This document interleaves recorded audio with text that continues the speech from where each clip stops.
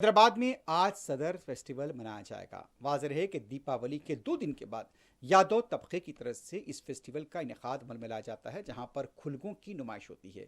और ख़ास तौर पर इस बार हरियाणा का एक खुलगा यहां पर तवज्जे का मरकज़ रहेगा। बताया यह जा रहा है कि हरियाणा से लाया गया ये खुलगा घोलू 2 बताया गया है। ये चैंपियन है मुर्रा बुफेलो, इससे पहले भी ये चैंपियन जीत चुका है।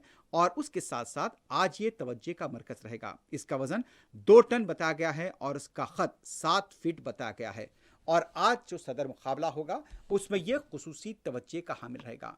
और घोलू को देखने के लिए भी यह बताया जा रहा है कि लोगों की बड़ी तादाद आज जमा होगी।